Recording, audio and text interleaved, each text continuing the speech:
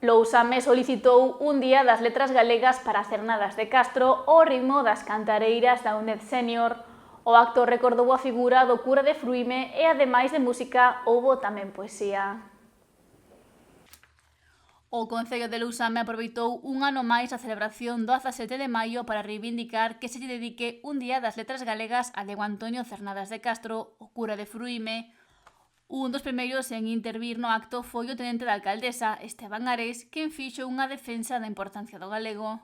O galego é un símbolo de unión para todos os galegos, é o máis grande que temos os galegos, que é falar galego, e por tanto hoxe debemos reivindicar tamén que o galego non sexa un enfrontamento ou un motivo para enfrentarnos, sino que sexa un motivo de unión para todos nós, do que estemos orgullosos, que o defendamos todos, que o falemos todos e sempre sexa un elemento para ir en conxunto, porque é o que máis nos define como pobo, é o noso sinal de identidade e, por tanto, o galego sempre ten que ser unha causa común a defender por todos.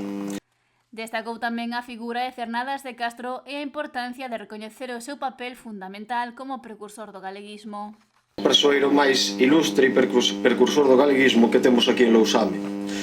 Quero aproveitar este atril e este micrófono que teño aquí diante para que con todos vós sigamos berrando por esta injustiza que se comete histórica de que a Diego Antonio aínda non se lle dedicara o Día das Letras Galegas.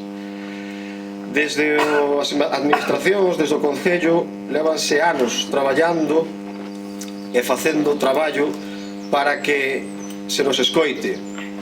Publícanse recopilacións de poemas del, conferencias, charlas, videopoemas, cadros, esculturas, sempre reivindicando a figura máis histórica que temos no Concello. E o propio Día das Letras estreáronse dous poemas musicalizados por Xoán Curiel. Ares pediu de novo á Real Academia Galega no adro da Igrexa de Fruime que se dedique un día a Cernadas de Castro para acabar coa injustiza histórica.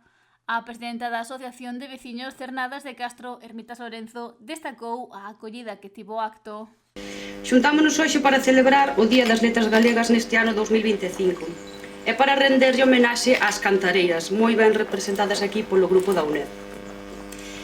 Non nos podemos olvidar, está claro, do cura de Frime, Diego Antonio Cernadas de Castro, que xa escribía en galego no século XVIII, e no cal, no 2027, fará 250 anos que xa faleceu.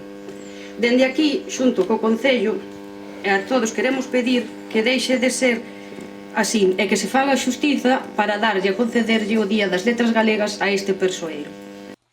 A concelleira de Cultura de Lousame, Silvia Grafojo, fixo fincapé no gran traballo que está a desenvolver a asociación ao longo de todo o ano. Sodes fantásticos, é un auténtico placer traballar con vós, bueno, en nombre da directiva, pero tamén todos os veciños que vos sumades a esas actividades que levan a cabo dentro da directiva.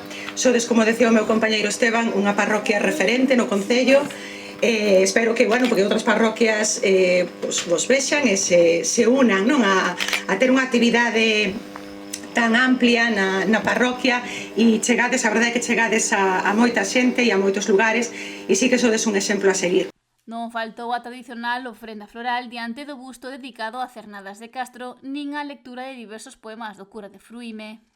Agradecer non me farto os teus regalos que has doito, porque para min val moito, aunque sexa só un carto, do carneiriño non parto, como din con alma eterna, porque a razón que o goberna me aconsella neste emprazo, xa que non podo do brazo que me aproveite da perna. Miña Virxe dos Dolores, o voso cura quen é, unha rosa churumada con unha reclama ao pé. Miña Virxe dos Dolores, que de lonxe relundais, o cura tendes alegre, mais aos seus feigueses máis. Vívanos por moitos anos, que aínda pode o noso crego, porque parece que os dentes aínda non lle naceron.